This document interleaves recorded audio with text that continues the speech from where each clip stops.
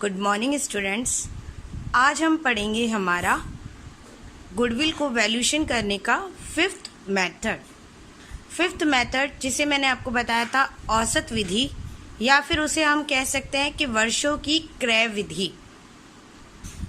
English में इसे बोलते हैं ईयर्स परचेज मेथड। इस विधि में हम वर्षों के आधार पर ख्याति का मूल्यांकन करते हैं, इसलिए इसे वर्षों की क्रय विधि कहा जाता है। इस विधि में ख्याति का मूल्यांकन दो प्रकार से होता है। We calculate goodwill by two way in this method. Goodwill को कैलकुलेट करने के दो मेथड हैं, और पहला मेथड है आपका on the basis of average profit और दूसरा है on the basis of super profit. Average profit आप जानते हैं कौन सा प्रॉफिट होता है हमारा? औसत लाभ। औसत लाभ में यहाँ पर दो तरीके से औसत लाभ आप ज्ञात कर सकते हैं। पहला तो है सरल औसत लाभ, जिसे हम बोलते हैं सिंपल एवरेज मेथड, और दूसरा होता है हमारा वेटेड एवरेज मेथड, जिसे कहते हैं भारित औसत लाभ। सुपर प्रॉफिट आप जानते हैं हम कैलकुलेट करते हैं average profit minus normal profit. अब हम अपना पहला वाला प्रॉफिट बेस लेते हैं। पहला है हमारा average profit base. Super profit base हम बाद में लेंगे, पहले हम लेंगे एवरेज प्रॉफिट बेस। और आप जानते हैं कि एवरेज प्रॉफिट में दो तरीके से हम गुडविल को कैलकुलेट करते थे। पहला था सिंपल एवरेज मेथड और दूसरा मैंने आपको बताया था वेटेड एवरेज मेथड, जिसे कहते हैं भारित औसत लाभ विधि। अब हम सिंपल एवरेज मेथड लेंगे, और सिंपल एवरेज मेथड में मैं आपको बता दूं कि इसमें सबसे पहले जो आपके प्रॉफिट्स होते हैं ना पिछले वर्षों के, जैसे 2001 का प्रॉफिट है 5000, 2002 का प्रॉफिट है 4000, 2003 का प्रॉफिट है 3000, तो कितने हो गए? 5 और 4 9, और 3 कितने हो गए? 10 11 12,000 प्रॉफिट है। और है कितने का? 3 सालों का, 2001, 2002 और 2003। तो उसका एवरेज क्या होगा? 12,000 डिवाइडेड बाय 3, ये हमारा हो जाएगा 3 सालों का एवरेज। तो इस तरीके के प्रॉफिट के लिए हम एवरेज मेथड यूज करते हैं। लेकिन औसत लाभों की गणना करते समय लाभों का समायोजन करना होता है। Yes, before calculation of average profit we must to do adjustment of profit. Yes, हमें प्रॉफिट का एडजस्टमेंट करना पड़ता है। वो कैसे करेंगे मैं आपको बता देती हूँ। वो हम 3 तरीके से करते हैं। आपका प्रॉफिट या तो प्रॉफिट हो सकता है या लॉस, और अगर है तो 2 तरीके से प्रॉफिट होते हैं। एक तो होता है नॉर्मल प्रॉफिट। नॉर्मल प्रॉफिट वो प्रॉफिट होता है जो आपके बिजनेस से होता है। जैसे मान लीजिए मेरा बिजनेस है पेन सेल करने का, तो मैंने अगर पेन सेल करके कोई प्रॉफिट कमाया है तो वो मेरा क्या है? Normal profit. लेकिन अगर मेरा बिजनेस पेन सेल करने का और मैंने कभी कोई असेट सेल की है, तो क्या वो असेट से होने वाला प्रॉफिट मेरा नॉर्मल प्रॉफिट है? नहीं, क्योंकि वो प्रॉफिट बिजनेस के ऑपरेशन से रिलेटेड नहीं है। बिजनेस का ऑपरेशन कहता है कि वो सेल करें पेन का, लेकिन अगर हम एसेट सेल करते हैं या कोई संपत्ति सेल करते हैं तो वो बिजनेस का ऑपरेशनल प्रॉफिट नहीं है, इसलिए उसे नॉर्मल प्रॉफिट नहीं कहते। उस साल में अगर आपका कोई अबनॉर्मल प्रॉफिट आ जाता है तो उस साल के प्रॉफिट में से उस अबनॉर्मल प्रॉफिट को हम लेस करेंगे।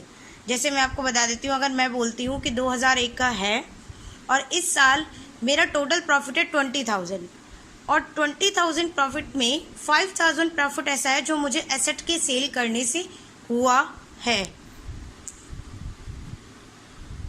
तो हम 20,000 प्रॉफिट में से 5,000 अब नॉर्मल प्रॉफिट को लेस करेंगे तो इस साल का हमारा जो प्रॉफिट होगा, एक्चुअल प्रॉफिट होगा, वो कितना होगा?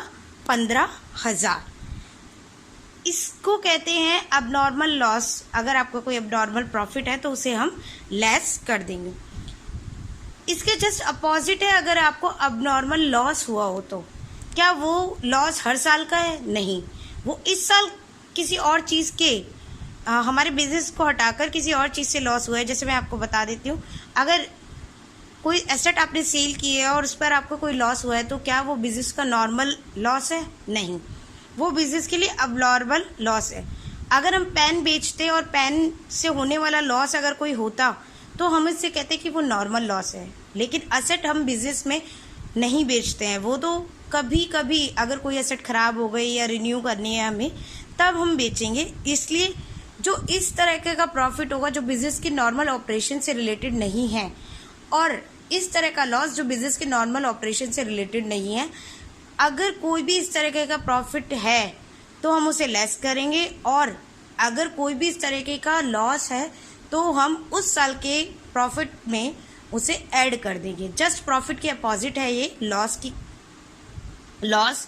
जैसे मैं आपको बता देती हूँ कि 2001 का प्रॉफिट है 20,000 और इस साल हमें एसेट को सेल करने से लॉस हुआ 4,000, तो हमारा प्रॉफिट 2001 का कितना दिया हमें? 20, लेकिन एक्चुअल में वो 20,000 नहीं है, वो प्रॉफिट कितना है? 24,000, क्योंकि हर साल हमें एसेट को बेचने से कोई लॉस नहीं होगा। तीसरा पॉइंट हमारा है गैर व्यापारिक विनियोग पर आय। मतलब गैर व्यापारिक विनियोग पर आय का मतलब ये है कि अगर आप कोई इन्वेस्टमेंट करते हैं जो आपके बिजनेस से रिलेटेड नहीं है, आप अपनी अदर इनकम को बढ़ाने के लिए कोई इन्वेस्टमेंट कर रहे हैं, अगर ऐसे इन्वेस्टमेंट से कोई प्रॉफिट हुआ है तो वो आपका एक्चुअल प्रॉफिट नहीं है। इसलिए हम उसे उस लाभ के प्रॉफिट में से उस साल के प्रॉफिट में से घटा देंगे। ठीक है, ये हम 3 तरीके से याद रखेंगे। मैं इसका एक एग्जाम्पल अभी आपको देती हूँ, आपको और क्लैरिटी से समझ में आएगा। आगे हम इसी में देखते हैं कि गुडविल की वैल्यूएशन कैसे करेंगे। सिंपल एवरेज मेथड में गुडविल निकालने का तरीका होता है actual average profit into number of year purchase. Actual average profit बराबर total adjusted profit upon number of years. For example, इसे हम एक एग्जाम्पल के थ्रू समझेंगे। एग्जाम्पल है, ख्याति का मूल्यांकन पिछले 3 वर्षों के औसत लाभ के 2 वर्षों के क्रय पर करना है। देखिए, आपको 3 साल के औसत लाभ दिए, एवरेज प्रॉफिट दिए हैं, और 2 वर्षों के क्या दिए हैं? क्रय पर करना है। मतलब नंबर ऑफ ईयर्स कितना है? 2 ईयर्स का। तो find valuation of goodwill on the basis of 2 years purchase of the average profit of last 3 years. मतलब आपको 3 साल के औसत प्रॉफिट दिए हैं और उसे आपको 2 साल के ईयर ऑफ परचेज के साथ मल्टीप्लाई करना है। तो हमारे पास नंबर ऑफ ईयर्स हैं, हमें एक्चुअल एवरेज प्रॉफिट चाहिए। अगर एक्चुअल एवरेज प्रॉफिट आपको देखिए यहाँ दिया हुआ है 2014 का 40,000, 2015 का 30,000 और 2016 का 33,000। अगर हमें सीधे दिया होता और ये ब्रैकेट्स में जो मैंने लिखा है वो कुछ ना लिखा होता तो हम क्या करते? 40 और 30 और 33 को तीनों को जोड़ते, डिवाइड 3 का करते, क्योंकि यहाँ पे 3 साल हैं, 14, 15, 16 3 साल है। 3 साल का डिवाइड करने के बाद हमारे पास क्या आ जाता है? एक्चुअल एवरेज प्रॉफिट, और उसको हम 2 साल से गुणा कर देते। लेकिन इस केस में हमें कुछ और भी लिखा हुआ है कि 2014 का जो प्रॉफिट है इसमें 10,000 असामान्य लाभ के शामिल हैं, 2015 का जो प्रॉफिट है उसमें 5,000 की असामान्य हानि शामिल है, और 2016 के में 33,000 प्रॉफिट है जिसमें 8,000 विनियोग पर ब्याज शामिल है। तो अब ये प्रॉफिट क्या एक्चुअल प्रॉफिट है? नहीं, एक्चुअल प्रॉफिट हमें निकालना पड़ेगा। इसका सॉल्यूशन मैं आपको करके दिखाती हूँ। अब हम इस एग्जाम्पल का सॉल्यूशन देखते हैं। सॉल्यूशन देखिए, सबसे पहले हमें चाहिए गुडविल निकालने के लिए हमारे पास फॉर्मूला है actual average profit into number of years purchase. Number of years purchase हमें क्वेश्चन में दिया है कि 2 ईयर्स है, हमें 3 सालों के एवरेज प्रॉफिट के बेस पर 2 ईयर्स कि गुडविल निकालनी है। तो नंबर ऑफ़ ईयर परचेज हमें क्वेश्चन में दिया है। एक्चुअल एवरेज प्रॉफिट बराबर होता है आपका total adjusted profit number of years. अब हमें एक्चुअल एवरेज प्रॉफिट निकालना है। एक्चुअल एवरेज प्रॉफिट के लिए देखिए, निकालने के लिए हम करेंगे कि हमें ईयर्स दिए हैं 2014, 15 और 16, प्रॉफिट दिया 40,000, 30,000 और 33,000। एडजस्टेड प्रॉफिट हमें दिया है